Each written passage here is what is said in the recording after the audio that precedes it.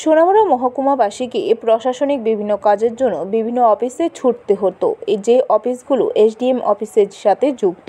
কিন্তু সোনামুড়ায় নবনির্মিত মহকুমা শাসকের অফিস কার্যালয়ের উদ্বোধন হলে সোনামুড়াবাসীর সেই সমস্যা অনেকটাই লাঘব হবে।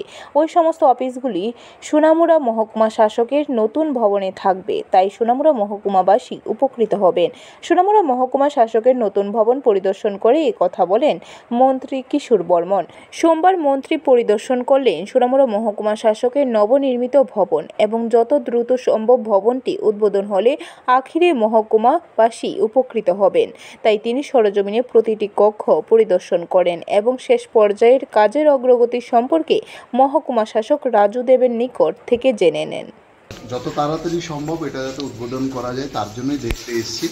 খুব তাড়াতাড়ি মোটামুটি রেডি হয়ে গেছে, আর সামান্য কিছু ফিনিশিংয়ের কাজ বাকি আছে। এটা হলে খুব তাড়াতাড়ি সোনামুড়াবাসীকে বিভিন্ন কাজের জন্য বিভিন্ন অফিসে যেতে হতো, যেই অফিসগুলো এসডিএম অফিসের সাথে রিলেটেড। এখন একই বিল্ডিংয়ের মধ্যে সমস্ত অফিস শিফট হবে।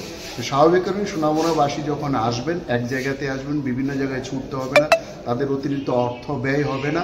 সেই জায়গাতে এক অ্যাডমিনিস্ট্রেটিভ বিল্ডিংয়ের মধ্যে সমস্ত কিছু পাবেন। সমস্ত ব্যুরো রিপোর্ট, খবর ত্রিপুরা।